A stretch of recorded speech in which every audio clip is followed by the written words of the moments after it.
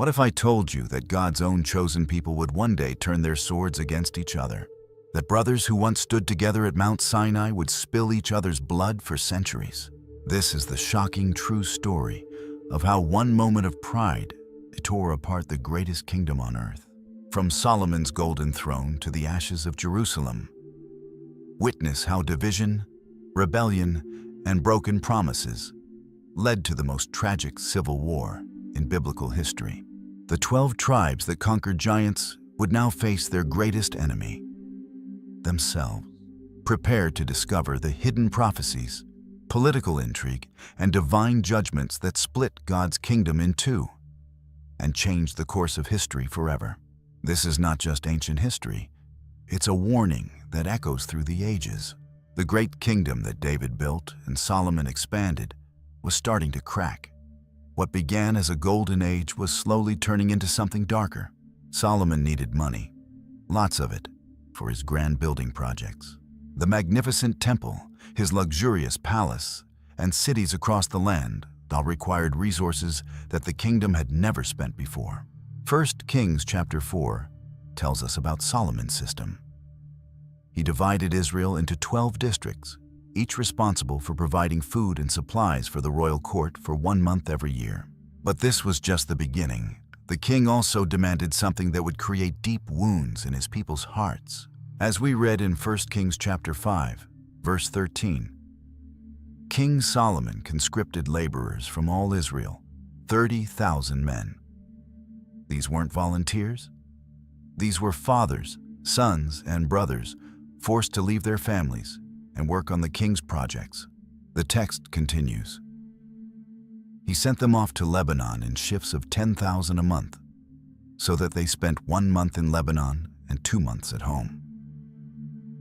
Imagine being torn away from your farm, your family, your life, to cut down trees in a foreign land.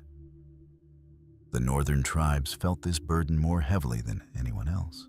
While Judah seemed to receive special treatment, the other tribes watched their men disappear into forced labor gangs month after month. But it didn't stop there. 1 Kings chapter 9, verse 21, reveals an even harsher reality. Their descendants remaining in the land, whom the Israelites could not exterminate. These Solomon conscripted for his slave labor force, as it is to this day. Solomon had created a system of permanent slavery within God's chosen people. The Bible tells us in 1 Kings chapter 5, verse 15, that Solomon also had 70,000 carriers and 80,000 stonecutters in the hills. Think about those numbers. That's 150,000 men working just on construction projects. Add the 30,000 cutting trees in Lebanon, and you have almost 200,000 men taken away from their normal lives. Every family in Israel felt this burden. Mothers watched their sons march away. Wives said goodbye to husbands who might not return for months. Children grew up barely knowing their fathers. The kingdom that was supposed to be blessed by God was becoming a place where families were torn apart for the king's glory. Solomon's troubles didn't begin with money or labor. They started in his heart. The king who once asked God for wisdom was now making choices that would destroy everything his father David had built spiritually. As 1 Kings chapter 11 opens, we see the root of the problem. King Solomon, however, loved many foreign women besides Pharaoh's daughter: Moabites, Ammonites, Edomites, Sidonians, and Hittites. These weren't just marriages. They were spiritual disasters waiting to happen. God had been clear about this. As verse 2 reminds us, they were from nations about which the Lord had told the Israelites, "You must not intermarry with them, because they will surely turn your hearts after their gods." Nevertheless, Solomon held fast to them in love. The Bible tells us in verse 3 just how far this went.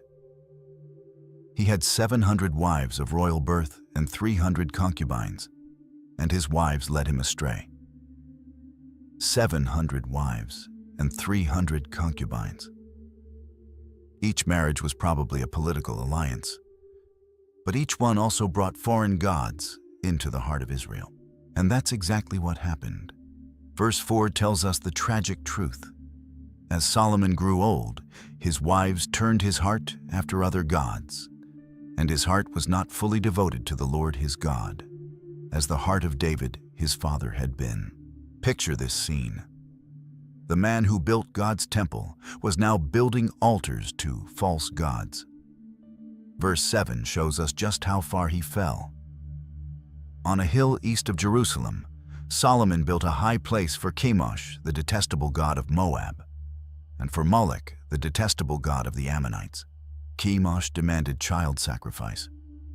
Molech required babies to be burned alive.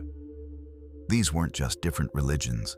These were demons that demanded the blood of innocents. And Solomon, the wisest man on earth, was building places where his wives could worship these evil spirits. The same hands that had dedicated the temple to the Lord were now raising stones to honor demons.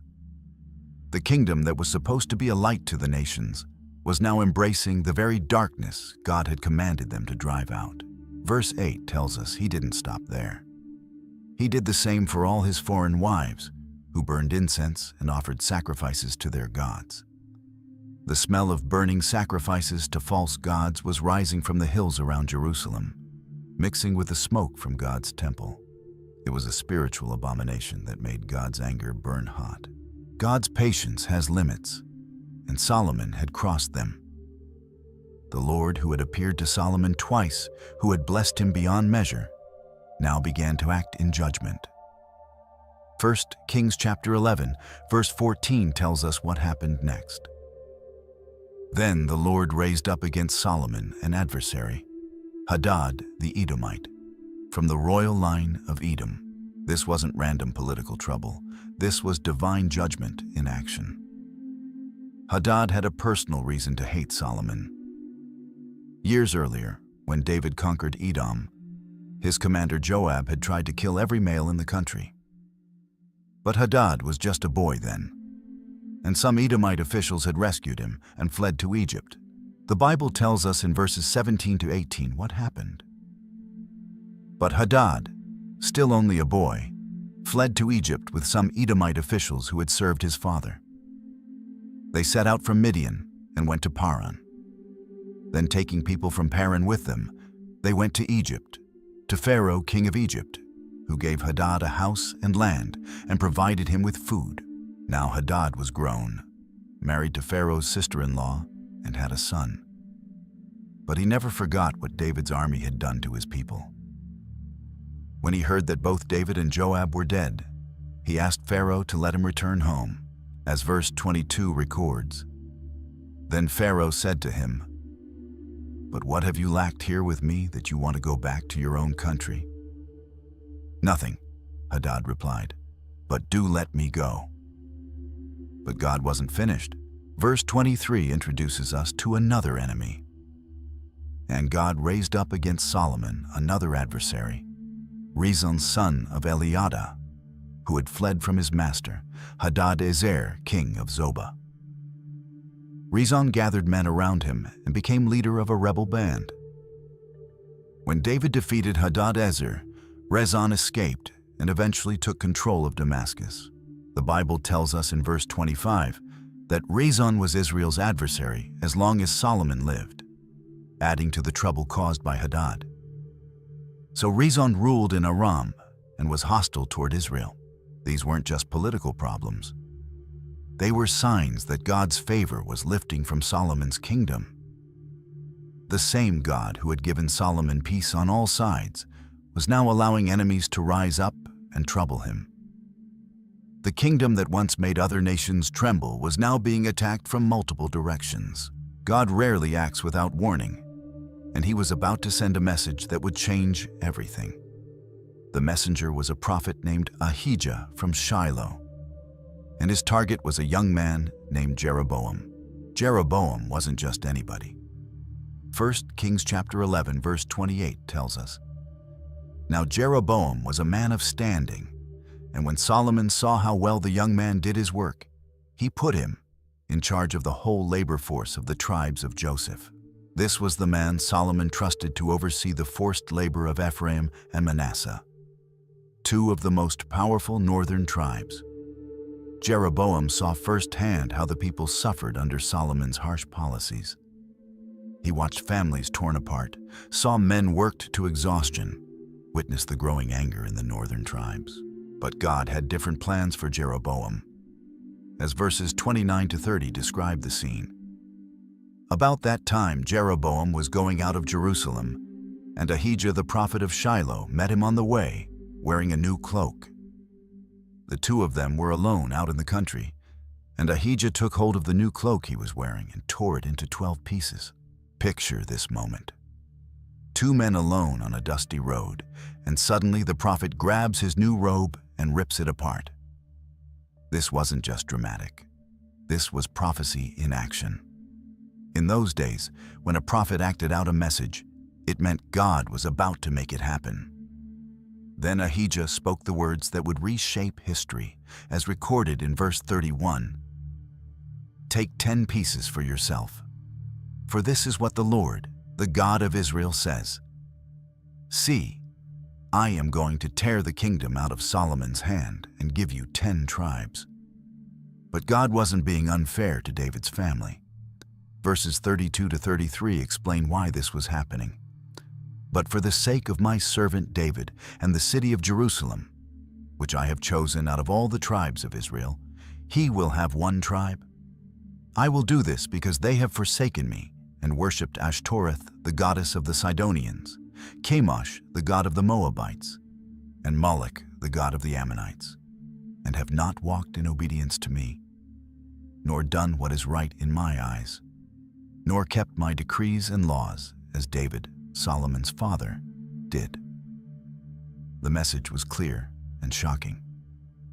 God himself was going to split his people's kingdom, and he was giving 10 tribes to this young labor supervisor. But it wouldn't happen immediately. God still honored his promise to David. When Solomon heard about Ahijah's prophecy, his reaction was swift and deadly. As 1 Kings chapter 11 verse 40 tells us, Solomon tried to kill Jeroboam, but Jeroboam fled to Egypt, to Shishak the king, and stayed there until Solomon's death. Think about what this meant.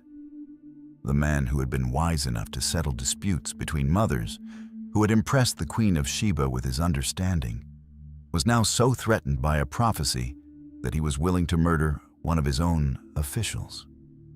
But this also revealed something about Solomon's spiritual condition. A king who truly trusted God wouldn't be afraid of prophecy. He would seek to understand God's will and repent if necessary. Instead, Solomon's first instinct was violence. The wise king had become a paranoid tyrant. Jeroboam was smart, though. He knew that if God had chosen him, no human king could stop it. So he ran to the one place Solomon couldn't reach him, Egypt. There, under Pharaoh Shishak's protection, he waited. This wasn't just a political escape. This was faith in action. Jeroboam believed God's word enough to risk everything. He left his position of authority, his comfortable life in Jerusalem, his family and friends. He became an exile in a foreign land, trusting that the Lord who had spoken through Ahijah would make good on his promise. Egypt was an interesting choice of refuge. This was the same country that had enslaved Israel for 400 years. But now it became a place of safety for a future king of Israel. God works in mysterious ways, sometimes using even former enemies to accomplish his purposes. Years passed. Jeroboam lived as a refugee in Pharaoh's court, watching and waiting. He probably heard news from home, reports of Solomon's continued building projects, stories of the king's many wives, whispers about the growing resentment among the northern tribes. Every day that passed was another day closer to God's promise being fulfilled. Jeroboam had learned to be patient, to trust God's timing rather than trying to force things to happen. This was preparation for kingship, learning to wait on the Lord. After 40 long years on the throne, Solomon's time was up. 1 Kings chapter 11, verse 42 records it simply.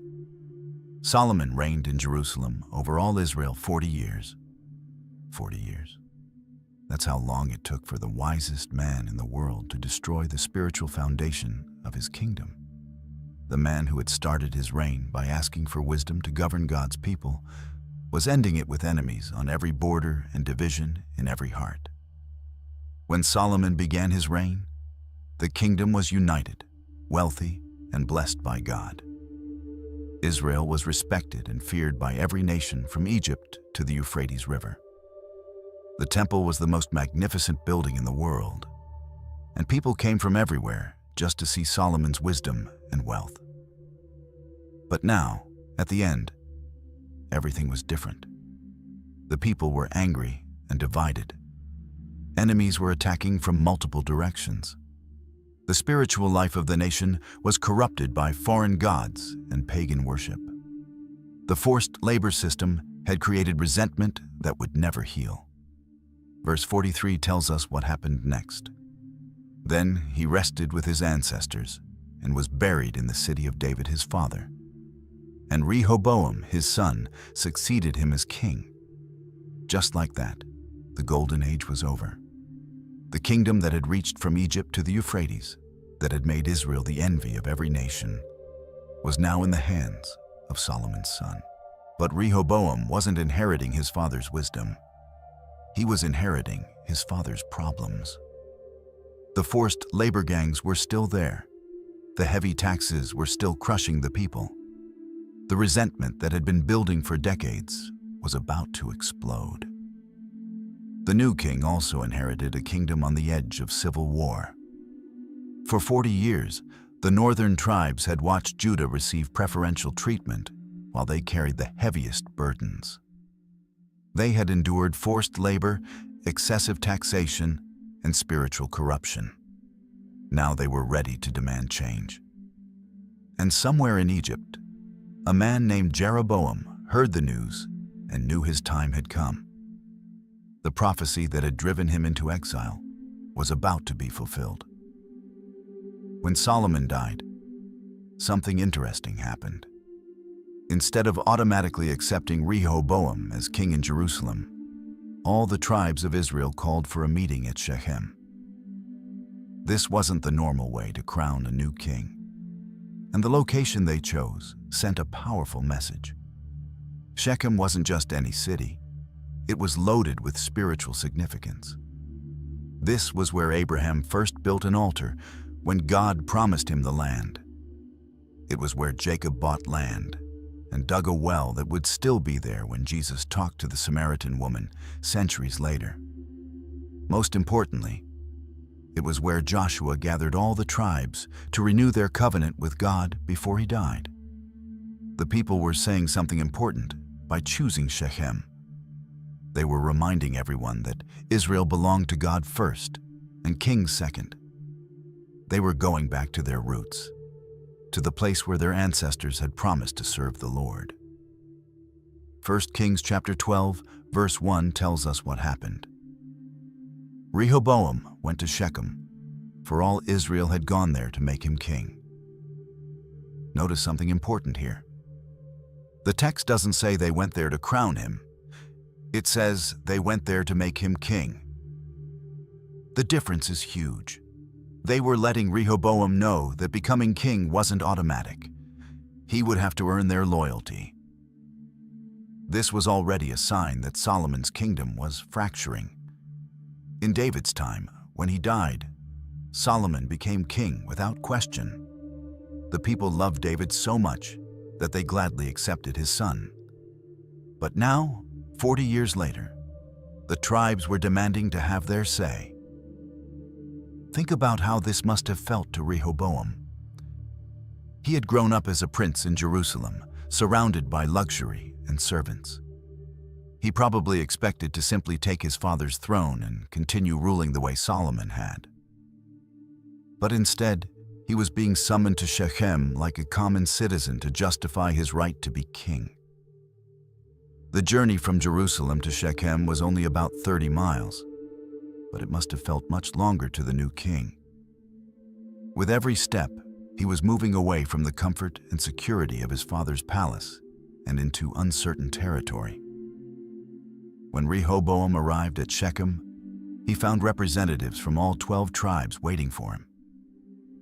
These weren't just random people. These were the leaders, the elders, the men who spoke for their tribes. And they had serious business to discuss. When Rehoboam arrived at Shechem, he got a surprise. Jeroboam was there too. The man who had fled to Egypt years earlier had returned, and he was speaking for the northern tribes. 1 Kings chapter 12, verses 3 to 4 record what happened. So they sent for Jeroboam, and he and the whole assembly of Israel went to Rehoboam and said to him, "Your father put a heavy yoke on us, but now lighten the harsh labor and the heavy yoke he put on us, and we will serve you." This was their moment. After decades of forced labor, crushing taxes, and feeling ignored by Solomon's government, the people finally had a chance to speak up. And they weren't asking for much, just relief from the burden that had been breaking their backs for years. Notice how reasonable they were being. They weren't demanding revolution or rebellion. They weren't asking for independence or threatening violence. They were simply saying, "Make things easier for us, and we'll gladly serve you as king." It was a fair request from people who had suffered under Solomon's policies. The word yoke that they used was perfect. A yoke was the heavy wooden frame that farmers put on oxen to make them pull plows or carts. It was a symbol of hard work and burden. The people were saying that Solomon had treated them like work animals, and they wanted his son to treat them like human beings. But there was something else in their words. A warning. They were telling Rehoboam that their loyalty wasn't guaranteed. Unlike previous generations who had followed David and Solomon without question, these people were making their support conditional on how they were treated. Jeroboam's presence made the message even stronger. Here was the man God had chosen to rule 10 tribes, standing with the people and speaking their concerns. Even though the people might not have known about the prophecy, they could see that Jeroboam was a natural leader who understood their struggles. Rehoboam asked for 3 days to think about it. As verse 5 tells us, Rehoboam answered, "Go away for 3 days and then come back to me." So the people went away. 3 days. That's all the time the new king had to make the most important decision of his reign. Would he choose wisdom and compassion, following the example of his grandfather David? Or would he choose pride and harshness, following his father's later example? The future of God's kingdom hung in the balance. 12 tribes were watching and waiting. In Egypt, Pharaoh Shishak was probably hearing reports and planning his next move.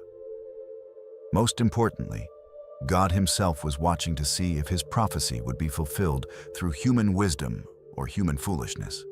The seeds of division that had been planted during Solomon's reign were about to either sprout into full rebellion or be pulled up by wise leadership. Everything depended on what Rehoboam would decide to do. The 3 days were up, and everyone gathered again at Shechem.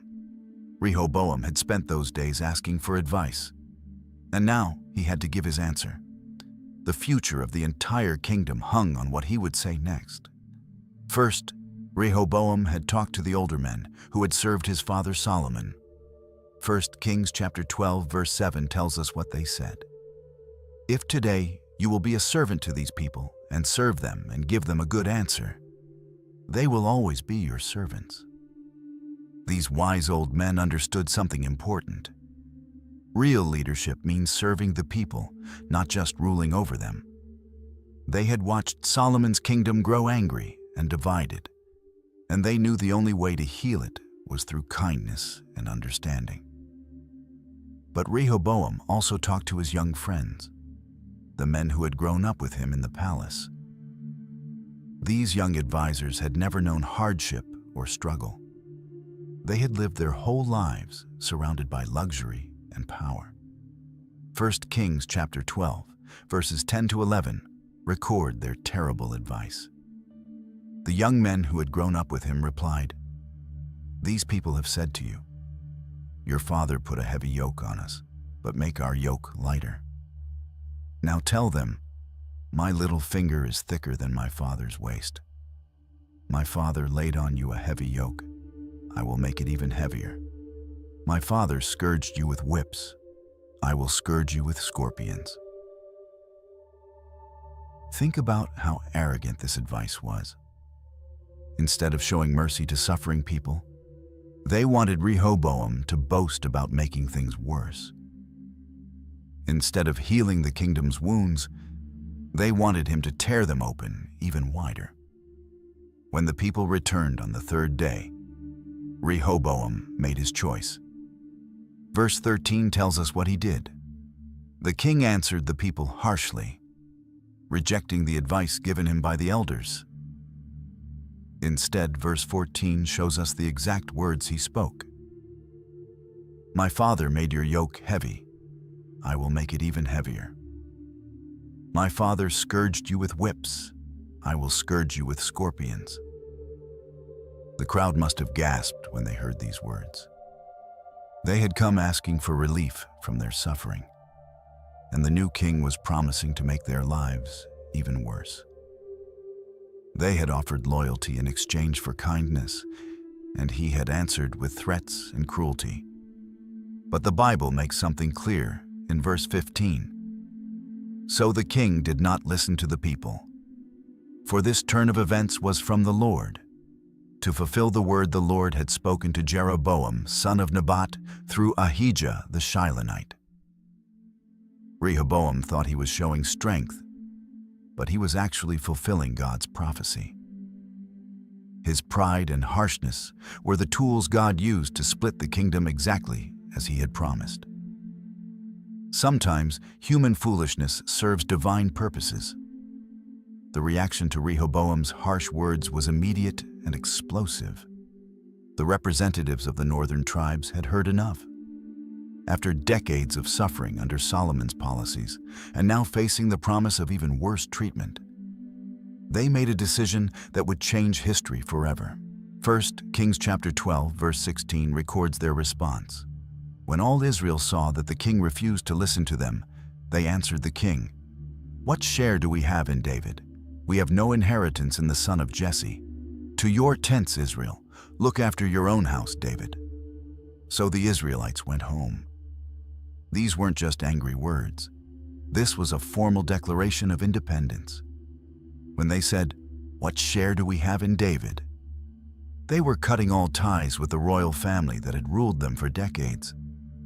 When they said, "To your tents, Israel," they were using an ancient battle cry that meant, "Every man for himself." Think about how this must have felt to the tribal leaders. For 3 days they had waited patiently for a reasonable answer. They had offered loyalty and service in exchange for fair treatment. But instead of mercy, they got threats. Instead of a king who would serve them, they got a tyrant who wanted to crush them. The phrase, "Look after your own house, David," was particularly stinging. They were telling Rehoboam that he could be king of his own family if he wanted, but they were done being part of his kingdom. The unity that David had built through love and respect was being destroyed by his grandson's pride and cruelty. As the tribal representatives left Shechem and returned to their territories, they carried news that would spread like wildfire. The northern tribes were free from Rehoboam's rule. After 40 years of heavy taxation and forced labor under Solomon, and now facing even worse treatment under his son, they had chosen independence over oppression. But verse 17 shows us that not everyone joined the rebellion. But as for the Israelites who were living in the towns of Judah, Rehoboam still ruled over them. The tribe of Judah, Rehoboam's own people, remained loyal. They had benefited from the favoritism that Solomon had shown them, and they weren't ready to rebel against David's family. Benjamin, the small tribe that bordered Judah, also stayed loyal. These two tribes would form the southern kingdom, still ruled by David's descendants from Jerusalem. But the other 10 tribes, the vast majority of Israel's people and territory, were now free to choose their own king. The kingdom that God had given to David, that Solomon had expanded to its greatest glory, was now split in two. Brothers who had fought together against the Philistines and other enemies would now see each other as separate nations. With the northern tribes in rebellion, they needed a new king. They didn't have to look far. Jeroboam was right there among them, the man who had spoken for them at Shechem. More importantly, he was the man God had chosen through the prophet Ahijah's dramatic prophecy years earlier. 1 Kings chapter 12, verse 20 tells us what happened. When all the Israelites heard that Jeroboam had returned, they sent and called him to the assembly and made him king over all Israel. Only the tribe of Judah remained loyal to the house of David. This wasn't a violent overthrow or military coup. This was the people choosing their leader freely and openly. The northern tribes gathered in assembly, probably at Shechem where everything had started, and formally crowned Jeroboam as their king. Think about how amazing this moment must have been for Jeroboam. Years earlier, he had been forced to flee to Egypt when Solomon tried to kill him. He had lived as an exile, trusting in God's promise that someday he would rule over 10 tribes. Now that promise was being fulfilled exactly as the prophet had said. But becoming king wasn't easy. Jeroboam inherited a kingdom that was angry, divided, and economically struggling. The northern tribes had just broken away from the wealthiest and most established part of Israel. They had no capital city, no established government, no treasury, and no army ready for war. The first thing Jeroboam did was establish his capital at Shechem. This made perfect sense. It was where the rebellion had started, where the tribes had gathered to make him king, and where their ancestors had renewed their covenant with God. Shechem was also centrally located in the territory of Ephraim, one of the most powerful northern tribes. The Bible tells us in verse 25 that Jeroboam fortified Shechem in the hill country of Ephraim and lived there. A king needed a secure base of operations, and Shechem provided that. But Jeroboam also did something else that showed his strategic thinking. From there, he went out and built up Penuel. Penuel was located east of the Jordan River, in the territory that the tribes of Gad, Reuben, and half of Manasseh had settled. By fortifying Penuel, Jeroboam was showing that his kingdom included not just the tribes west of the Jordan, but also those on the eastern side. He was making sure all 10 tribes knew they were part of his new kingdom. But even as Jeroboam celebrated his rise to power, he faced a serious problem. The temple was still in Jerusalem, in Rehoboam's territory.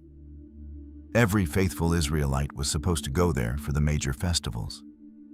How could he keep his people loyal when their religion required them to visit his enemy's capital 3 times a year? Back in Jerusalem, Rehoboam was dealing with the shock of losing most of his kingdom. The young king who had expected to rule over all 12 tribes now controlled only 2. His harsh words at Shechem had cost him 80% of his territory and people. His first instinct was to solve the problem with force. 2 Chronicles chapter 11, verse 1 tells us what he did. When Rehoboam arrived in Jerusalem, he mustered Judah and Benjamin, 180,000 able young men, to go to war against Israel and to regain the kingdom for Rehoboam. 180,000 soldiers. That was an enormous army for those days. Rehoboam was planning a full-scale invasion to force the northern tribes back under his rule. He probably thought that if he could win a few quick battles, the rebels would submit and the kingdom would be reunited. But Rehoboam had forgotten something important. This division wasn't just about politics or economics. God himself had torn the kingdom apart through the prophecy given to Jeroboam. And God wasn't going to let human armies stop his plan. Just as Rehoboam was preparing for war, God sent a prophet named Shemaiah with a message. Verse 2 tells us what happened. But this word of God came to Shemaiah, the man of God. The message was clear and direct, as recorded in verse 4. This is what the Lord says. Do not go up to fight against your fellow Israelites. Go home, every one of you, for this is my doing. Think about how hard this message must have been for Rehoboam to hear. He had just lost most of his kingdom, and now God was telling him he couldn't even try to get it back. The prophet was saying that the division was God's will, not just a political rebellion that could be fixed with military force. But the message wasn't just for Rehoboam, it was for all the soldiers too. Shemaiah called the northern tribes your fellow Israelites, reminding everyone that this wasn't a war against foreign enemies. These were brothers who would be fighting brothers, children of Abraham, killing children of Abraham. The Bible tells us in verse 4 what happened next. So they obeyed the word of the Lord and went home again, as the Lord had ordered. This was remarkable. A king ready for war, with a huge army assembled, simply sent everyone home because a prophet said so. This showed that even though the kingdom was divided politically, many people still recognized God's authority. They understood that no human king, not even David's grandson, had the right to fight against what God had clearly decreed. Rehoboam's army went home, and the northern tribes remained independent. The division that had started with harsh words at Shechem was now confirmed by divine command. There would be no quick military solution to reunite the kingdom. Even though Rehoboam's army had gone home, Jeroboam still faced a serious problem.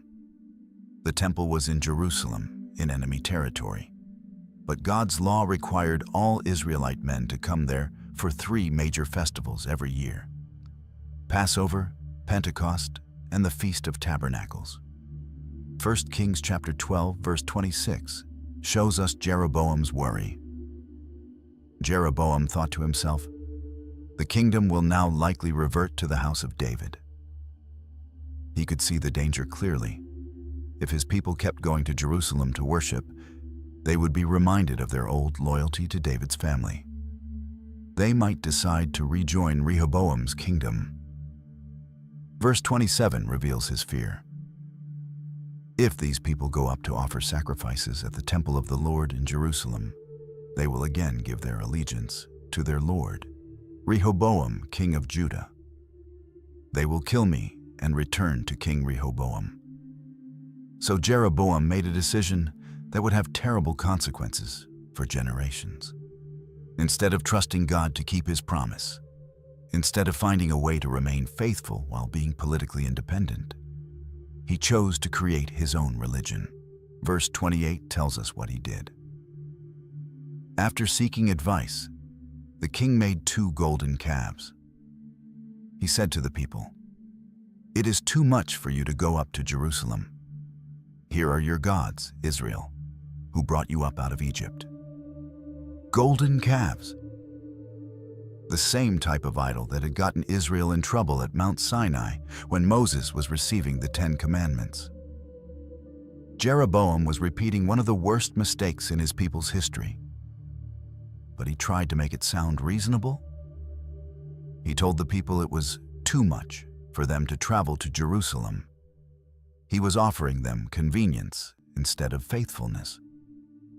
He even claimed these golden calves were the gods who had rescued them from Egypt, trying to connect his idols to Israel's real history. Verse 29 shows us where he put these false gods. One he set up in Bethel, and the other in Dan. This was clever politically. Bethel was in the south of his kingdom, close to the border with Judah, while Dan was far in the north. People from all over the northern kingdom could worship at one of these sites without having to travel as far as Jerusalem. But it wasn't just about location, it was about control. Verse 31 tells us he went even further. Jeroboam built shrines on high places and appointed priests from all sorts of people, even though they were not Levites. God had commanded that only men from the tribe of Levi could serve as priests. But Jeroboam ignored this rule and appointed anyone he wanted. This meant he could control the religious system completely, making sure the priests would support his political goals instead of following God's laws. The kingdom that was supposed to worship the one true God now had two false gods, illegal priests, and worship centers that violated everything Moses had taught them. With both kingdoms now established, each needed a proper capital city. Jerusalem remained the seat of power for Rehoboam and the southern kingdom of Judah. This made sense. It was David's city, where the temple stood, and where Solomon had built his magnificent palace. But Jeroboam faced a different situation. He had started his reign in Shechem, which was historically important, but not really built to be a major capital. He needed something more impressive, more defensible, and more strategically located. 1 Kings chapter 16, verse 24 tells us about the solution that would eventually emerge. He bought the hill of Samaria from Shemer for 2 talents of silver and built a city on the hill, calling it Samaria, after Shemer, the name of the former owner of the hill. Actually, this happened during the reign of Omri, one of Jeroboam's successors, but it shows how the northern kingdom eventually solved their capital problem. Samaria would become the permanent seat of power for the kingdom of Israel, just as Jerusalem was for Judah. The choice of Samaria was brilliant militarily. It was built on a hill that was almost impossible to attack. The city commanded the main road through central Israel, allowing the kings of Israel to control trade and movement through their territory. From Samaria, the northern kings could watch both their own people and keep an eye on their enemies. But the establishment of 2 capitals meant something deeper than just politics. Now there were 2 centers of power where once there had been one, 2 royal courts where once there had been one, 2 governments making laws and collecting taxes from what used to be a single people. Jerusalem represented the old order, David's dynasty, Solomon's temple, the traditional way of doing things. The city was built on Mount Zion, which God had chosen as his dwelling place. It had the Ark of the Covenant, the priests descended from Aaron, and all the ceremonies that Moses had established. Samaria represented something new and different. It was a kingdom born out of rebellion, led by a man chosen by God, but not from David's family. It was a place where the old rules didn't necessarily apply, where new traditions could be started. The 2 capitals became symbols of the deeper division in Israel. Jerusalem looked to the past, to the promises God had made to David. Samaria looked to the future, to the possibility of doing things differently. Both claimed to be the true Israel, the real inheritors of God's promises to Abraham, Isaac, and Jacob. Travelers moving between the 2 kingdoms would notice the differences immediately. The same people who had once been united under David and Solomon now had different kings, different laws, different customs, and unfortunately, different gods. The split between the kingdoms created a crisis that went far deeper than politics. It tore apart the religious life of God's people. This became especially clear when it came to the priests and Levites who served in the temple and taught God's law to the people. 2 Chronicles chapter 11, verses 13 to 14 tell us what happened. The priests and Levites from all their districts throughout Israel sided with him. The Levites even abandoned their pasture lands and property and came to Judah and Jerusalem, because Jeroboam and his sons had rejected them as priests of the Lord. Think about what this meant. These weren't just job changes. These were men giving up everything they owned to stay faithful to God. The Levites had been given specific cities and pasture lands throughout all the tribes of Israel. But when Jeroboam set up his golden calves and appointed non-Levitical priests, the real priests faced an impossible choice. They could stay in the northern kingdom and participate in false worship, or they could abandon their homes and move to Judah, where they could still serve God properly. For faithful men, there was really no choice at all. Verse 14 shows us the reason for their decision. Because Jeroboam and his sons had rejected them as priests of the Lord. Jeroboam didn't want priests who would put God's law above his political needs. He wanted religious leaders who would support his policies, even when those policies violated God's commands. But the priests and Levites weren't the only ones who moved south. Verse 16 tells us about others who made the same difficult choice. Those from every tribe of Israel who set their hearts on seeking the Lord, the God of Israel, followed the Levites to Jerusalem to offer sacrifices to the Lord, the God of their fathers. These were ordinary people from all 10 northern tribes who refused to worship Jeroboam's golden calves. They left their homes, their farms, their businesses, and moved to Judah so they could continue worshiping God the right way. This created a massive brain drain in the northern kingdom. The most educated, most spiritually minded, most faithful people were leaving. The priests who could teach God's law, the Levites who led worship, and the ordinary citizens who took their faith seriously were all moving south. For the southern kingdom, this was a huge blessing. Verse 17 shows the result. They strengthened the kingdom of Judah and supported Rehoboam, son of Solomon, 3 years, walking in the ways of David and Solomon during this time. All these faithful refugees made Judah stronger spiritually, economically, and militarily. They brought their skills, their wealth, their knowledge, and most importantly, their commitment to God's truth. But for the northern kingdom, this migration was a disaster. The people most likely to provide wise counsel, moral leadership, and spiritual guidance were gone. What remained was a kingdom increasingly cut off from its spiritual roots. As the dust settled on the divided kingdom, one thing became crystal clear. This wasn't just a political accident or a result of human failure. This division was part of God's plan, even though it was painful and seemed to contradict his promises. The prophet Ahijah had made this clear when he first spoke to Jeroboam years earlier. In 1 Kings chapter 11, verses 31 to 32, God had said through the prophet, "See, I am going to tear the kingdom out of Solomon's hand and give you 10 tribes. But for the sake of my servant David and the city of Jerusalem, which I have chosen out of all the tribes of Israel, he will have 1 tribe." God wasn't acting randomly or in anger. He was fulfilling justice while still keeping his promises.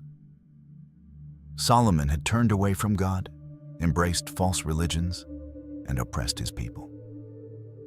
The kingdom needed to be judged for these sins. But God had also made an eternal promise to David that his family would always have a kingdom. So even in judgment, God preserved Judah and Benjamin for David's sake. The promise wasn't broken. It was being worked out in a way that served both justice and mercy. 1 Kings chapter 12, verse 15, makes this divine purpose absolutely clear. So the king did not listen to the people, for this turn of events was from the Lord. to fulfill the word the Lord had spoken to Jeroboam, son of Nebat, through Ahijah the Shilonite. Even Rehoboam's foolish decision to be harsh with the people was part of God's plan. The young king thought he was showing strength, but he was actually being used by God to fulfill prophecy. Human pride and divine purpose came together to split the kingdom exactly as God had foretold. This didn't excuse Rehoboam's cruelty or Jeroboam's idolatry. Both men were responsible for their choices and would face consequences for their sins. But it did show that God can work even through human failure to accomplish His purposes. The division also served another purpose. It preserved a faithful remnant. When the northern kingdom fell into idolatry, the southern kingdom maintained the true worship of God, the proper priesthood, and the correct sacrificial system. The temple in Jerusalem continued to function as God had commanded, even though fewer people could come to worship there. Through all the political chaos, military threats, and religious confusion, God remained in control.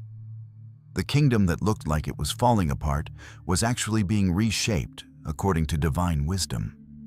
The unity that seemed lost was being preserved in a different form, not as one political entity, but as two kingdoms that would each play their part in God's larger plan for His people. The promises to Abraham, Isaac, and Jacob weren't canceled. They were being fulfilled in a new and unexpected way. The kingdom was divided, but God's purposes would continue to unfold through both Israel and Judah until the day when a greater king from David's line would reunite not just the tribes, but all the nations of the earth. Once the kingdom split, peace became a distant memory. The two new nations that had once been united under David and Solomon now faced each other as enemies. Brothers who had fought side by side against the Philistines were now preparing to fight each other. 1 Kings chapter 14 verse 30 tells us the sad reality. There was continual warfare between Rehoboam and Jeroboam. This wasn't just political tension or occasional disputes. This was constant, ongoing conflict that lasted throughout both their reigns. Think about what this meant for ordinary people. Farmers near the border never knew when soldiers might come through their fields.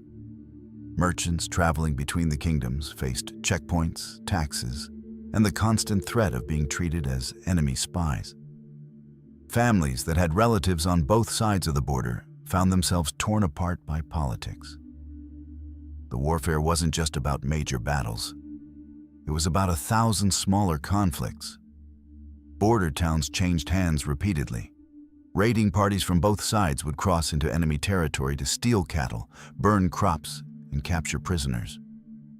Each kingdom claimed territories that the other kingdom said belonged to them. 2 Chronicles chapter 12 verse 15 confirms this state of constant conflict. There was war between Rehoboam and Jeroboam throughout their reigns. Neither king could establish secure control over disputed areas because the other was always ready to challenge any expansion. The saddest part was that both sides knew they were fighting their own brothers. These weren't foreign enemies with different languages and religions. These were the same people who had once celebrated the same festivals, worshipped at the same temple, and served under the same kings. But pride and political necessity kept the fighting going. Rehoboam couldn't accept that he had lost most of his father's kingdom. Jeroboam couldn't allow Rehoboam to reclaim any territory, knowing that success might encourage other tribes to return to David's family.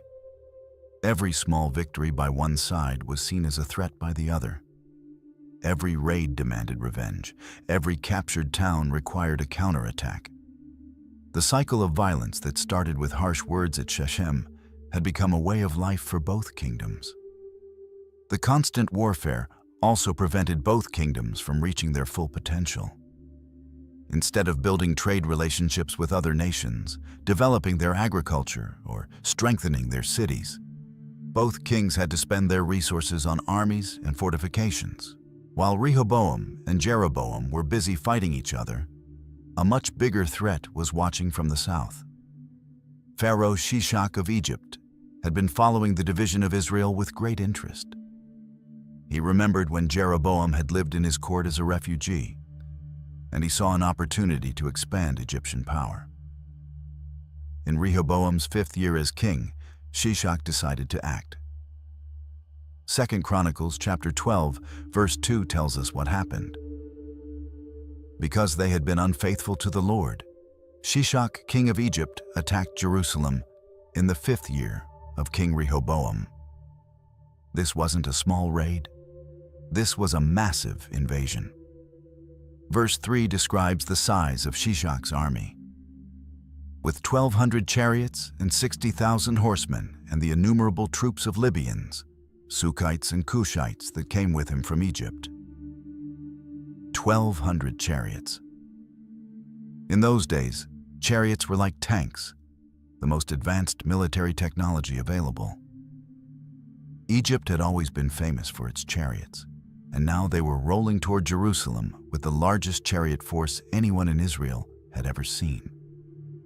But the invasion wasn't just about military power. It was divine judgment. The people of Judah had started following the same path as the northern kingdom, turning away from God and embracing foreign religions. Shishak's invasion was God's way of getting their attention. A prophet named Shemaiah came to Rehoboam and the leaders of Judah with a clear message. As recorded in verse 5, "Then the prophet Shemaiah came to Rehoboam and to the leaders of Judah who had assembled in Jerusalem for fear of Shishak. And he said to them, 'This is what the Lord says, you have abandoned me. Therefore I now abandon you to Shishak.'" The message hit home. Verse 6 tells us their response. The leaders of Israel and the king humbled themselves and said, "The Lord is just." They recognized that this invasion wasn't just bad luck. It was the consequence of their unfaithfulness to God. Because of their repentance, God showed mercy. But the damage was already done. Verse 9 describes what Shishak took from Jerusalem. When Shishak, king of Egypt, attacked Jerusalem, he carried off the treasures of the temple of the Lord and the treasures of the royal palace. He took everything, including the gold shield Solomon had made. All the wealth that Solomon had accumulated, the gold, the precious objects, the magnificent shields, was now in Egyptian hands. The temple that had been the most beautiful building in the world was stripped of its treasures. The kingdom that had once been the envy of all nations was now impoverished and humiliated. When Rehoboam died, his son Abijah became king of Judah. Unlike his father, who had eventually accepted the division of the kingdom, Abijah believed he had the right to rule over all 12 tribes. This led to the largest battle yet between the brother kingdoms. 2 Chronicles chapter 13 verse 3 describes the massive armies that faced each other. Abijah went into battle with an army of 400,000 able fighting men, and Jeroboam drew up a battle line against him with 800,000 able troops.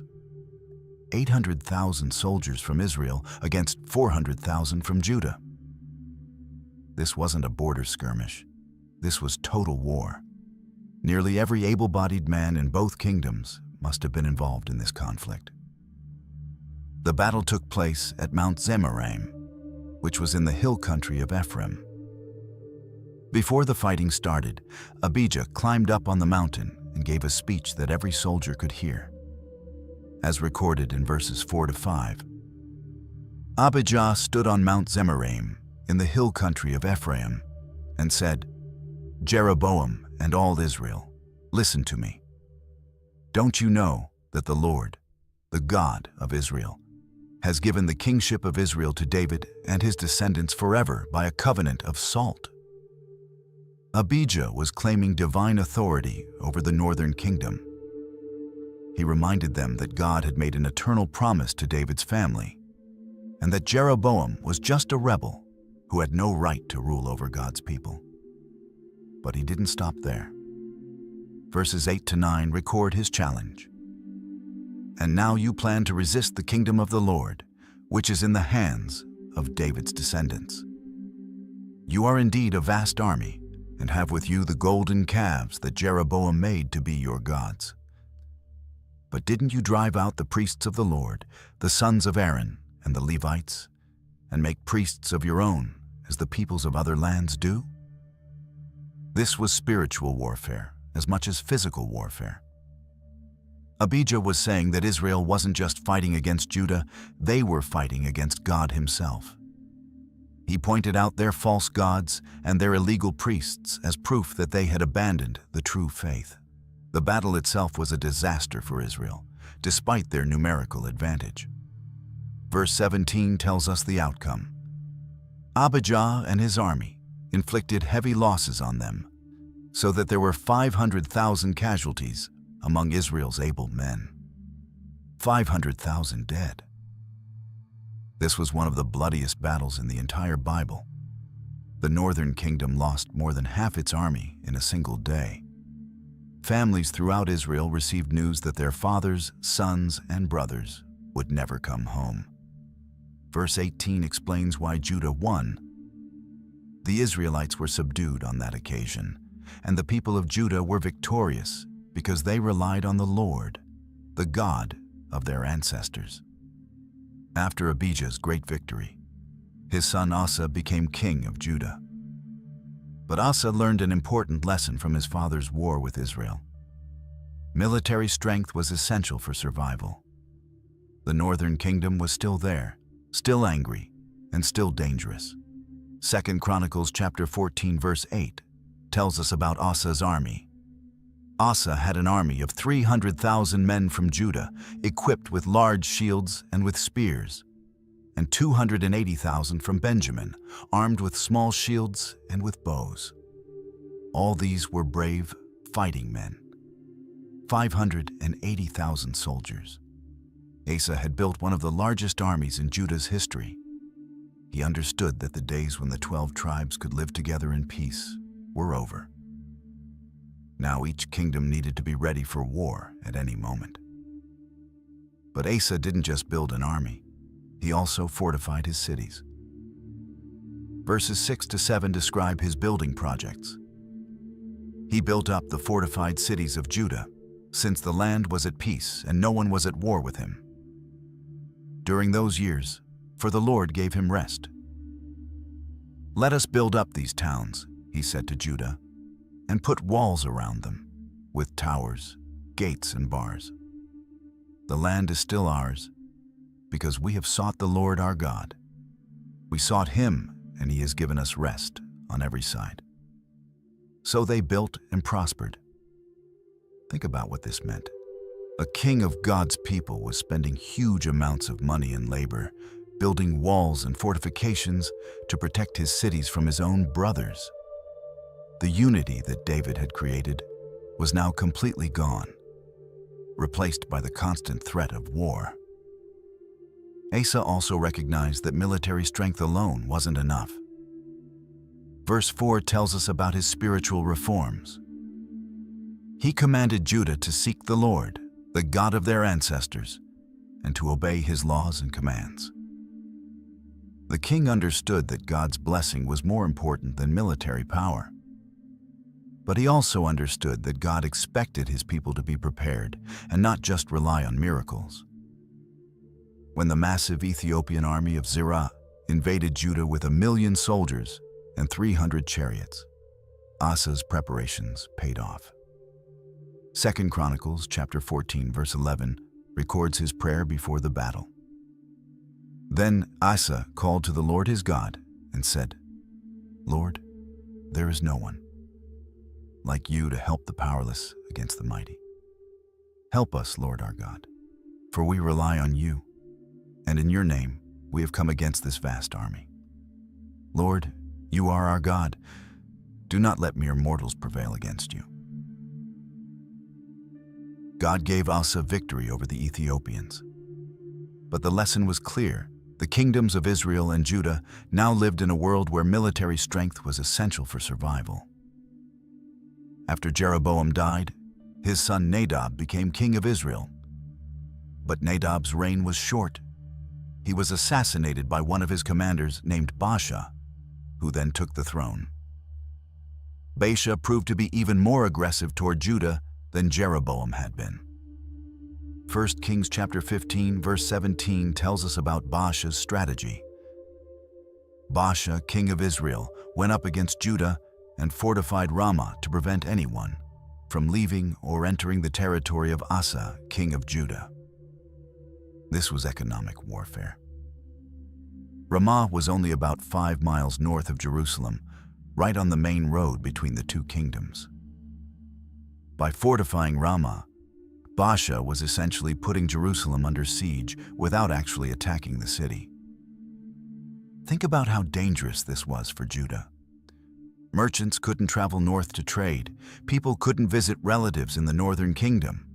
Most importantly, the faithful Israelites who wanted to come to Jerusalem for the festivals were being blocked by Baasha's fortress. Asa realized he was in serious trouble. He couldn't attack Ramah directly because it was too well fortified, and he couldn't ignore it because it was slowly strangling his kingdom. So he made a decision that would have far-reaching consequences.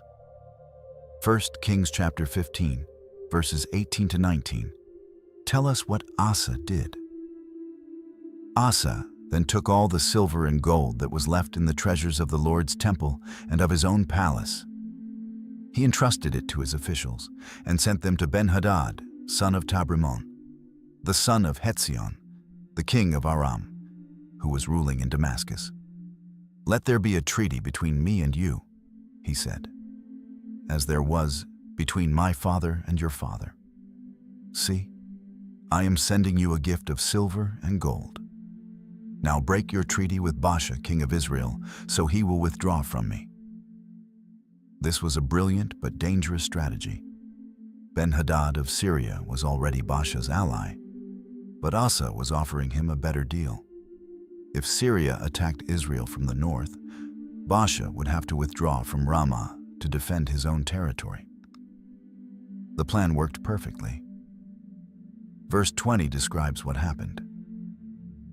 Ben-Hadad agreed with King Asa and sent the commanders of his forces against the towns of Israel.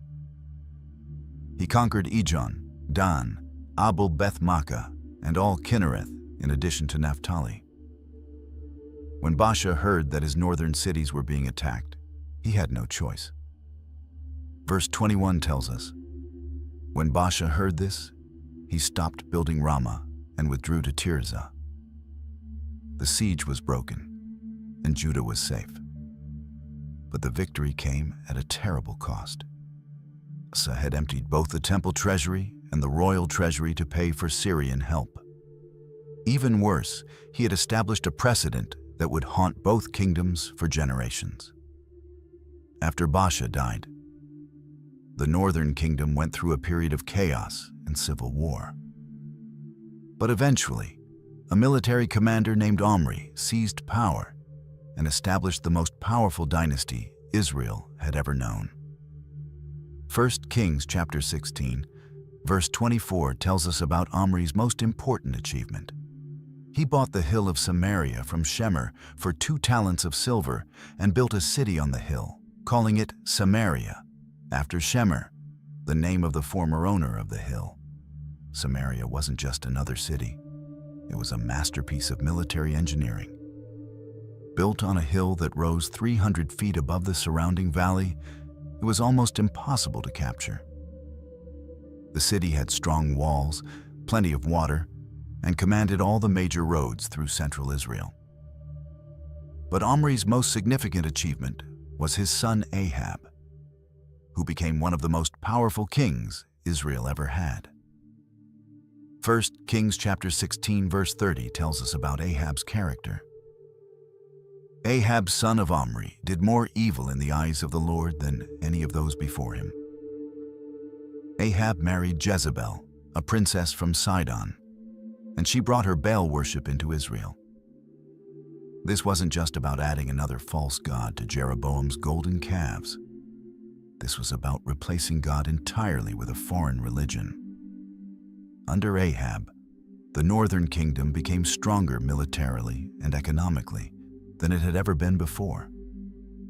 The magnificent capital of Samaria rivaled Jerusalem in beauty and exceeded it in defensive strength. Israel had allies with powerful nations like Sidon and was becoming a major regional power. This created a new dynamic between the kingdoms. For the first time since the split, Israel was clearly stronger than Judah. The northern kingdom no longer looked like a collection of rebellious tribes. It looked like a legitimate nation that could stand on its own. But the religious situation was getting worse, not better. While Judah maintained the temple worship and the legitimate priesthood, Israel was embracing paganism more completely than ever before. The division wasn't just political anymore. It was becoming a conflict between true religion and false religion. 1 Kings chapter 16, verse 33 summarizes Ahab's spiritual impact. Ahab also made an Asherah pole and did more to arouse the anger of the Lord, the God of Israel. Then did all the kings of Israel before him. The northern kingdom was becoming stronger in every way, except the most important one. Its relationship with God was deteriorating rapidly. When Asa died, his son Jehoshaphat became king of Judah. Unlike his father, who had viewed Israel as an enemy, Jehoshaphat believed that the two kingdoms should work together against their common enemies. This seemed like wisdom, but it led to serious problems. 2 Chronicles chapter 18 verse 1 tells us about Jehoshaphat's strategy. Now Jehoshaphat had great wealth and honor, and he allied himself with Ahab by marriage. A marriage alliance. Jehoshaphat arranged for his son Jehoram to marry Athaliah, who was either Ahab's daughter or sister. This was supposed to create peace between the kingdoms and unite them against external threats. The alliance led to a joint military campaign against Syria. Verses 28 to 29 describe how the two kings went into battle together. So the king of Israel and Jehoshaphat, king of Judah, went up to Ramoth-Gilead. The king of Israel said to Jehoshaphat, "I will enter the battle in disguise, but you wear your royal robes." So the king of Israel disguised himself and went into battle. This battle was a disaster. Ahab was killed, and the alliance fell apart. But the marriage connection remained, and it would bring terrible consequences to Judah in the next generation. Later, Jehoshaphat tried another alliance with Ahab's son, Ahaziah. 2 Chronicles chapter 20, verse 35 tells us. Later, Jehoshaphat, king of Judah, made an alliance with Ahaziah, king of Israel, whose ways were wicked. This time they planned to build ships together and trade with distant lands. But verse 37 shows us what happened. Then Eleazar, son of Dodavahu of Mareshah, prophesied against Jehoshaphat, saying, "Because you have made an alliance with Ahaziah, the Lord will destroy what you have made." The ships were wrecked and were not able to set sail for trading. God clearly disapproved of these alliances. Even though Jehoshaphat was a righteous king who genuinely wanted to serve God, his attempts to cooperate with the wicked kings of Israel brought divine judgment. The problem wasn't political, it was spiritual. The northern kingdom had completely abandoned true worship of God, and any alliance with them meant compromising with false religion. God wanted the two kingdoms to remain separate until they could be reunited under a righteous king. The Omri dynasty came to a violent end when God sent a prophet to anoint a military commander named Jehu as the new king of Israel. Jehu's revolution was swift, brutal, and complete. 2 Kings chapter 9, verse 24 describes how Jehu killed King Joram of Israel. Then Jehu drew his bow and shot Joram between the shoulders. The arrow pierced his heart, and he slumped down in his chariot. But Jehu didn't stop there. He also killed Ahaziah, the king of Judah, who happened to be visiting Israel at the time.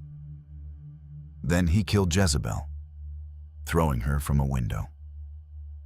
After that, he murdered all 70 sons of Ahab's family, eliminating any possible rivals to his throne. 2 Kings chapter 10 verse 11 tells us about the scope of Jehu's purge. So Jehu killed everyone in Jezreel who remained of the house of Ahab, as well as all his chief men, his close friends, and his priests, leaving him no survivor. This wasn't just a change of government. This was the complete destruction of everything connected to the previous dynasty. Anyone who had served Ahab, supported him, or was related to him was killed. Jehu also targeted the religious system that Ahab and Jezebel had established. 2 Kings chapter 10, verse 28 records his actions against Baal worship. So Jehu destroyed Baal worship in Israel. He gathered all the prophets and priests of Baal into their temple, pretending to worship with them, then had them all killed and destroyed the temple completely. This revolution sent shockwaves through both kingdoms. In Judah, Athaliah, who was Ahab's daughter and had married into the royal family, seized power when her son Ahaziah was killed. She tried to murder all the royal family and rule as queen. The violence that had started with Jehu's revolution in Israel had now spread to Judah. For 6 years, David's dynasty was almost extinct, saved only by a baby prince named Joash, who was hidden in the temple. The revolution showed how completely the two kingdoms had become enemies. Political changes in one kingdom immediately affected the other, usually through violence and bloodshed. The unity that had once existed under David and Solomon was now just a memory. Both kingdoms were learning that division brought not just political problems, but also instability, violence, and the constant threat of civil war. The brother nations that should have been supporting each other were instead destroying each other, one generation at a time, far to the northeast, in the land between the Tigris and Euphrates rivers. A new empire was rising that would change everything. The Assyrians had been a regional power for centuries, but now they were becoming the most feared military force the world had ever seen. 2 Kings chapter 15, verse 19 gives us our first glimpse of this threat. Then Pul, king of Assyria, invaded the land, and Menahem gave him 1,000 talents of silver to gain his support, strengthen his own hold on the kingdom. Pul was also known as Tiglath-Pileser III, and he was the king who turned Assyria into a world-conquering empire. When he invaded Israel, King Menahem didn't even try to fight. He immediately paid tribute. 1,000 talents of silver was an enormous amount of money, enough to bankrupt most kingdoms. But paying tribute didn't buy safety. It just made Assyria stronger and marked Israel as a weak nation that could be easily conquered. Verse 20 tells us how Menahem raised this massive payment. Menahem exacted this money from Israel. Every wealthy person had to contribute 50 shekels of silver to be given to the king of Assyria. So the king of Assyria withdrew and stayed in the land no longer. Think about what this meant. The wealthy people of Israel were being forced to pay protection money to a foreign empire. The northern kingdom that had once been proud and independent was now a puppet state, surviving only because it could buy its way out of trouble. The Assyrian threat created a strange situation for both Israel and Judah. For the first time since the kingdom divided, they faced an enemy that was bigger and more dangerous than either of them alone. This should have brought them together, but decades of hatred and mistrust made cooperation almost impossible. 2 Kings chapter 16, verse 7 shows us how this played out. Ahaz sent messengers to say to Tiglath-Pileser, king of Assyria, I am your servant and vassal. Come up and save me out of the hand of the king of Aram and of the king of Israel, who are attacking me."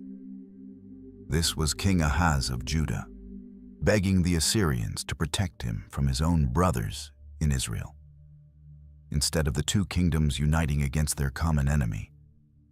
They were asking that enemy to help them fight each other. The Assyrians were clever enough to use this division to their advantage.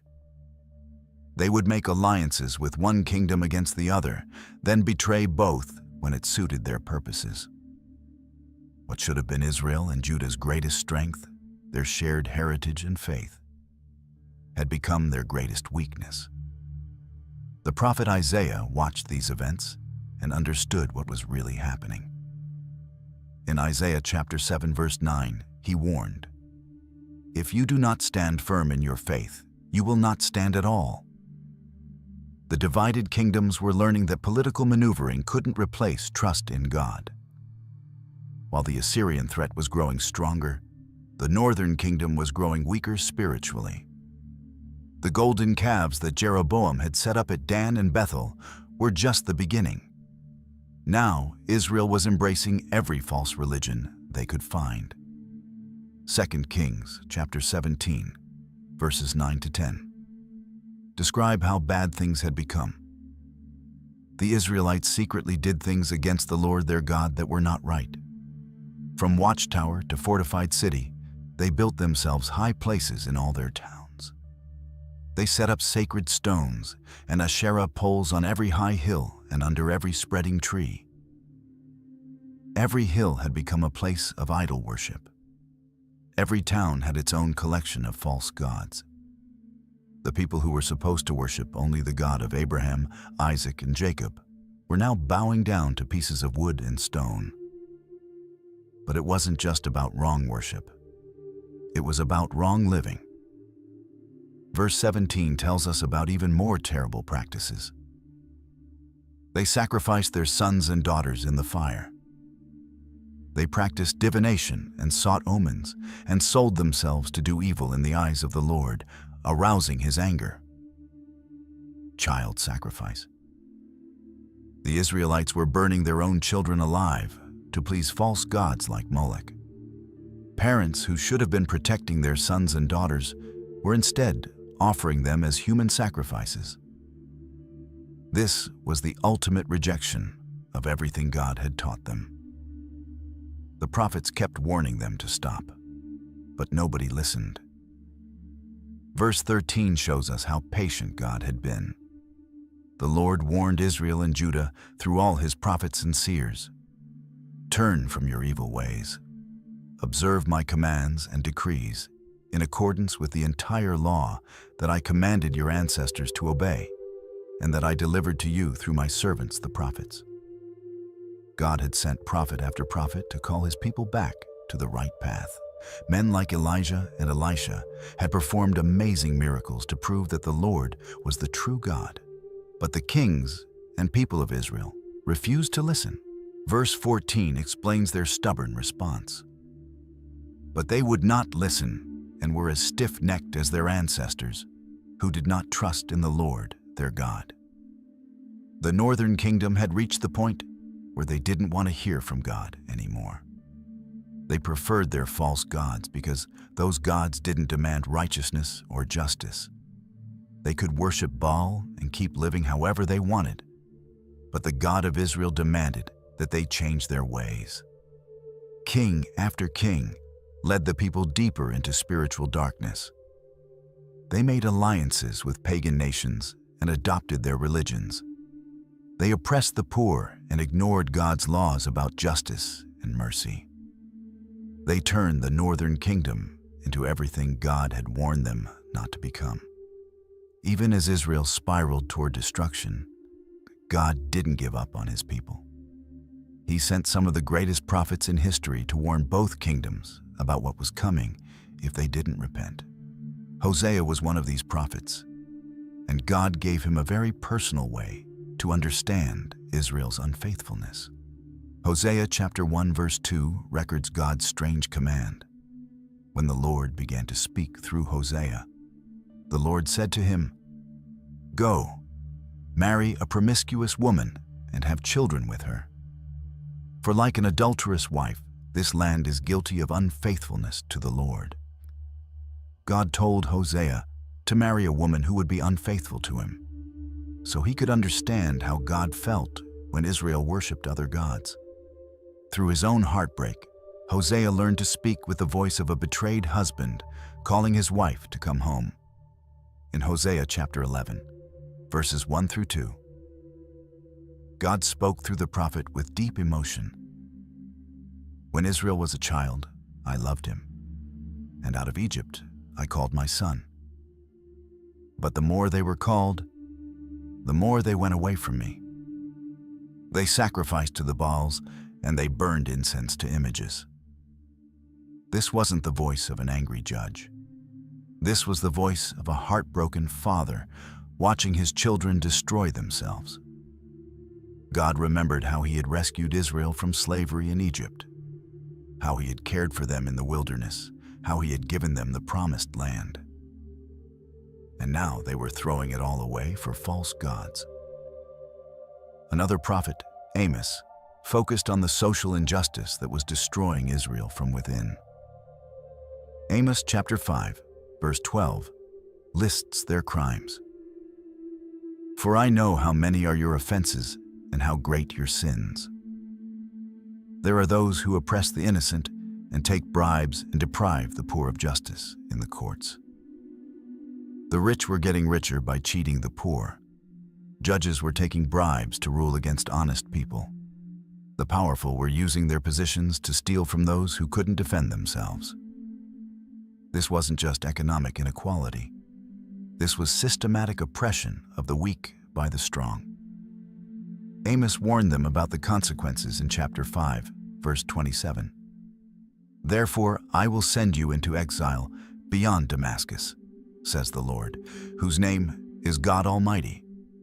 Meanwhile, in the southern kingdom, prophets like Isaiah and Micah were giving similar warnings to Judah. Isaiah chapter 1 verse 4 described their spiritual condition. "Woe to the sinful nation, a people whose guilt is great, a brood of evildoers, children given to corruption. They have forsaken the Lord. They have spurned the Holy One of Israel and turned their backs on him." Isaiah saw that Judah was following the same path as Israel. They might still have the temple and the proper priests, but their hearts were far from God. They were going through the motions of religion while living like pagans. Micah gave one of the clearest warnings about what God really wanted from his people. Micah chapter 6 verse 8 cuts through all the religious confusion. "He has shown you, O mortal, what is good. And what does the Lord require of you? To act justly and to love mercy and to walk humbly with your God." Justice, mercy, and humility. These were the things God cared about most. But both kingdoms were practicing injustice, cruelty, and pride. They had temples and sacrifices and religious festivals, but they had forgotten the heart of what it meant to serve God. The warnings had been ignored for too long. In 722 BC, the Assyrian army under King Shalmaneser V surrounded Samaria, the magnificent capital that Omri had built on its seemingly impregnable hill. 2 Kings chapter 17, verse 5 tells us about the siege. The king of Assyria invaded the entire land, marched against Samaria, and laid siege to it for 3 years. 3 years. For 3 long years, the people of Samaria held out behind their strong walls. They probably thought their city was too well fortified to fall. The hill was steep, the walls were thick, and they had plenty of water from wells inside the city. But the Assyrians were patient and determined. They built siege works around the entire city, cutting off all supplies. Slowly, the people inside began to starve. Food became scarce, then precious, then almost impossible to find. During those 3 terrible years, people must have remembered the prophet's warnings. Maybe they thought about Elijah and Elisha, who had performed miracles in this very kingdom. Maybe they wondered if it was too late to call out to the God their ancestors had abandoned.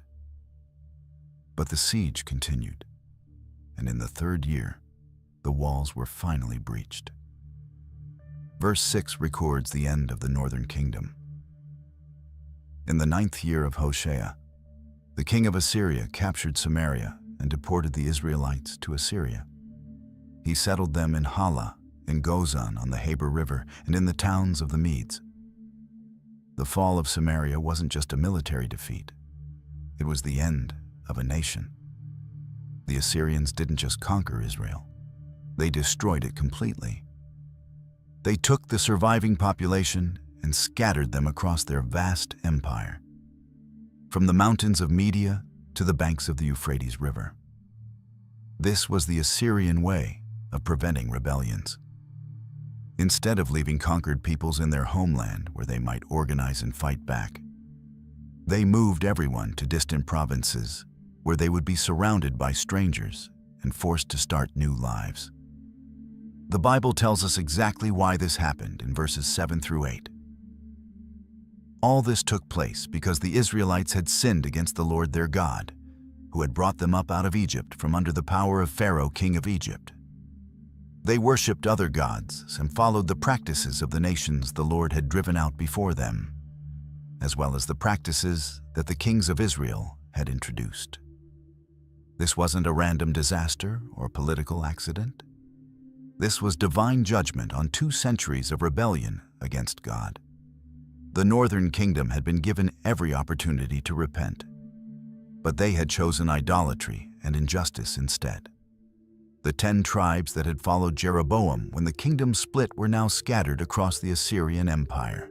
Most of them would never return to the Promised Land. They would marry into the populations where they were settled and gradually lose their identity as Israelites.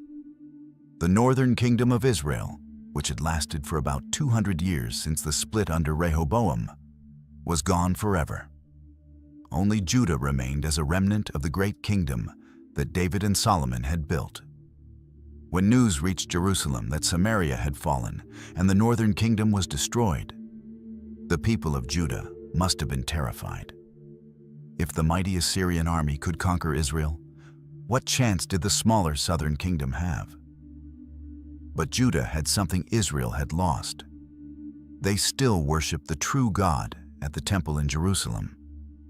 They still had the priesthood that God had established through Aaron. They still followed most of the laws that Moses had given them. And God was not ready to destroy the city he had chosen or abandon the promises he had made to David. King Hezekiah was ruling Judah when Israel fell, and he was one of the most righteous kings in the entire Bible. 2 Kings chapter 18 verse 5 tells us about his faith. Hezekiah trusted in the Lord, the God of Israel. There was no one like him among all the kings of Judah, either before him or after him. When the Assyrian army came south to attack Jerusalem, Hezekiah didn't panic or try to make political alliances. Instead, he went to the temple and prayed. 2 Kings chapter 19 verse 15 records his prayer. And Hezekiah prayed to the Lord, "Lord, the God of Israel, enthroned between the cherubim, you alone are God over all the kingdoms of the earth. You have made heaven and earth." God answered Hezekiah's prayer in a miraculous way. In one night, an angel of the Lord killed 185,000 Assyrian soldiers, and the surviving army retreated without capturing Jerusalem. The southern kingdom was saved because their king trusted in God instead of human schemes. But Judah's survival was only temporary.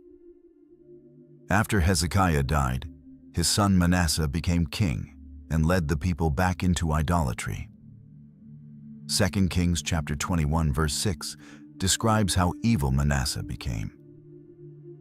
He sacrificed his own son in the fire, practiced divination, sought omens, and consulted mediums and spiritists. He did much evil in the eyes of the Lord, arousing his anger. For 55 years, Manasseh ruled Judah and undid all the good that his father Hezekiah had done. He filled Jerusalem with idols, murdered innocent people, and even put pagan altars inside God's temple.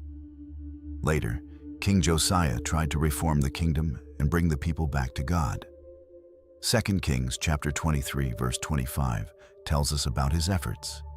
Neither before nor after Josiah was there a king like him who turned to the Lord as he did, with all his heart and with all his soul and with all his strength, in accordance with all the law of Moses.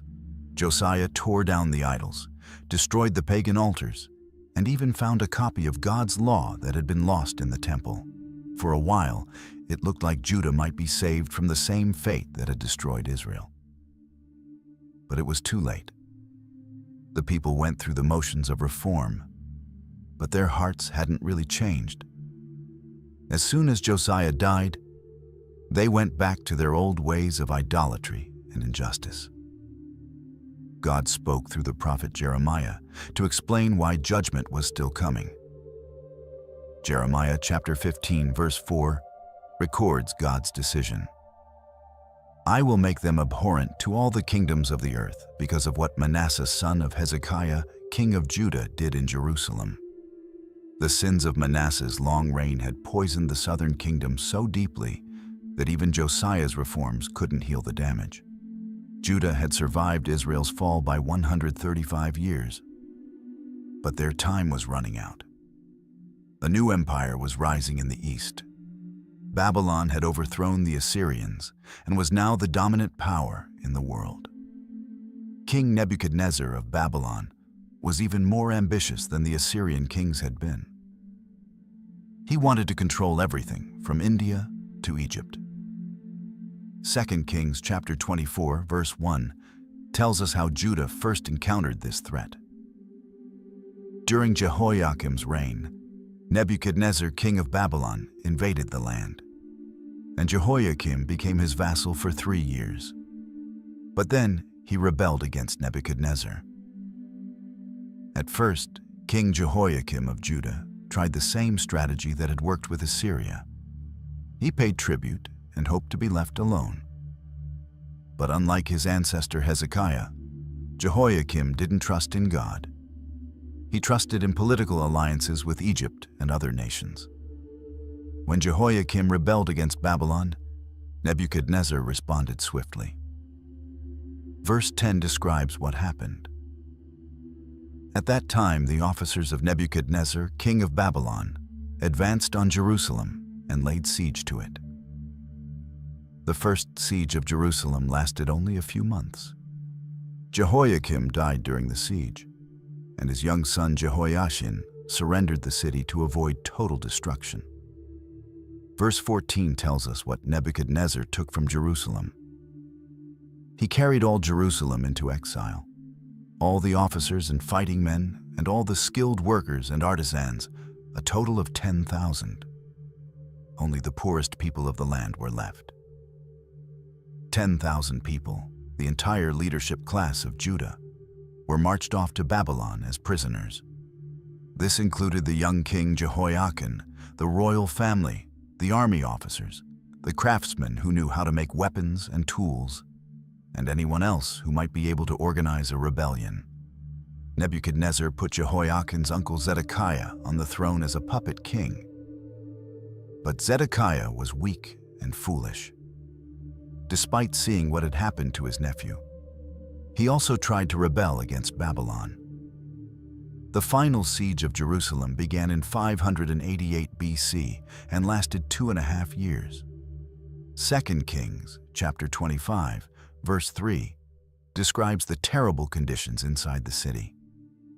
By the 9th day of the 4th month, the famine in the city had become so severe that there was no food for the people to eat. People were starving to death inside the walls of Jerusalem. Mothers watched their children waste away from hunger. The city that had once been the pride of the world was now filled with death and despair. When the walls were finally breached in 586 BC, the Babylonians showed no mercy. Verse 9 tells us what they did. He set fire to the temple of the Lord, the royal palace, and all the houses of Jerusalem. Every important building he burned down. The temple that Solomon had built, where God's presence had dwelt for over 400 years, was destroyed. The beautiful cedar beams that had come from Lebanon went up in flames. The gold and bronze furnishings were stripped away and carried off to Babylon. Verse 21 records the final end of the kingdom of Judah. So Judah went into captivity, away from her land. The division that had started with Rehoboam's harsh words at Shechem was now complete. Both kingdoms were gone, their people scattered among foreign nations, their land empty and desolate. The Babylonian exile wasn't just a political disaster. It was God's final judgment on both kingdoms for their centuries of unfaithfulness. The division that had begun with pride and rebellion had led to exactly what the prophets had warned would happen. Jeremiah chapter 25, verse 11, had predicted exactly how long the exile would last. This whole country will become a desolate wasteland, and these nations will serve the king of Babylon 70 years. 70 years. That was long enough for an entire generation to be born and grow up in a foreign land. It was long enough for the survivors to forget what life in the Promised Land had been like. It was long enough for God's people to truly understand what they had lost through their rebellion. The prophet Ezekiel, who was among the exiles in Babylon, explained why this judgment was necessary. Ezekiel chapter 36, verses 17 to 19, record God's explanation. Son of man, when the people of Israel were living in their own land, they defiled it by their conduct and their actions. Their conduct was like a woman's monthly uncleanness in my sight. So I poured out my wrath on them because they had shed blood in the land and because they had defiled it with their idols. I dispersed them among the nations, and they were scattered through the countries. I judged them according to their conduct and their actions. This was strong language, but it showed how serious Israel's sins had become. They had polluted the land that God had given them. They had murdered innocent people. They had filled the Promised Land with idols and false worship. The exile also showed the consequences of the original division. If the 12 tribes had stayed united under David's dynasty, they would have been strong enough to resist foreign empires. If they had remained faithful to God's laws, He would have protected them from their enemies. But instead, they had spent 2 centuries fighting each other, weakening themselves, and turning away from God. The Assyrians and Babylonians had been able to conquer them precisely because they were divided and spiritually corrupted. 2 Chronicles chapter 36, verse 16 summarizes the tragic process that led to exile. But they mocked God's messengers, despised His words, and scoffed at His prophets until the wrath of the Lord was aroused against His people, and there was no remedy. God had sent prophet after prophet to warn them. He had performed miracles to get their attention. He had allowed their enemies to pressure them so they would turn back to Him. But instead of repenting, they had mocked the prophets and ignored the warnings. Now they were learning the hard way that God's words always come true. The blessings He promised for obedience had been replaced by the curses He warned would come from rebellion. But even in exile, God's people were still His people. The covenant He had made with Abraham, Isaac, and Jacob couldn't be broken by human unfaithfulness. The promises He had made to David about an eternal kingdom were still in effect, even though David's kingdom seemed to have ended forever. Even in the darkest moments of judgment and exile, God didn't abandon His people completely. Through the same prophets who had warned of coming destruction, He also promised future restoration and healing. Jeremiah, who had watched Jerusalem burn and seen his people marched off to Babylon, received one of the most beautiful promises of hope in the entire Bible. Jeremiah chapter 31, verse 31, records God's words. "The days are coming, declares the Lord, when I will make a new covenant with the people of Israel and with the people of Judah." A new covenant. This wasn't just a promise to bring the exiles back to their land. This was a promise to heal the spiritual problems that had caused the division in the first place. Verses 33 to 34 explain what this new covenant would be like. "This is the covenant I will make with the people of Israel after that time, declares the Lord. I will put my law in their minds and write it on their hearts. I will be their God, and they will be my people. No longer will they teach their neighbor or say to one another, 'Know the Lord,' because they will all know me, from the least of them to the greatest, declares the Lord. For I will forgive their wickedness and will remember their sins no more." Think about what this meant. Instead of having God's law written on stone tablets that could be ignored or forgotten, it would be written on their hearts. Instead of having to learn about God from priests and prophets, everyone would know him personally. Instead of carrying the guilt of their rebellion forever, they would be completely forgiven. The prophet Ezekiel received an even more specific promise about the reunion of the divided kingdoms. Ezekiel chapter 37, verses 21 to 22, record God's plan. This is what the sovereign Lord says: "I will take the Israelites out of the nations where they have gone. I will gather them from all around and bring them back into their own land. I will make them one nation in the land, on the mountains of Israel. There will be one king over all of them, and they will never again be two nations or be divided into two kingdoms. One nation, one king." The division that had torn God's people apart for centuries would finally be healed. The northern tribes that had been scattered by the Assyrians and the southern tribes that had been exiled by the Babylonians would be brought back together. But this reunited kingdom wouldn't be ruled by just any king. Verse 24 identifies who this king would be. "My servant David will be king over them, and they will all have one shepherd. They will follow my laws and be careful to keep my decrees." This couldn't mean the literal David, who had been dead for centuries. This was a promise about someone from David's family line who would be like David, a king who loved God and ruled with justice and righteousness. Isaiah had given an even more detailed prophecy about this future king. Isaiah chapter 9 verse 6 describes him. "For to us a child is born, to us a son is given, and the government will be on his shoulders. And he will be called Wonderful Counselor, Mighty God, Everlasting Father, Prince of Peace." This king wouldn't just reunite the political kingdoms. He would bring peace between God and humanity. He would have divine power, but also human understanding. He would establish a kingdom that would never end.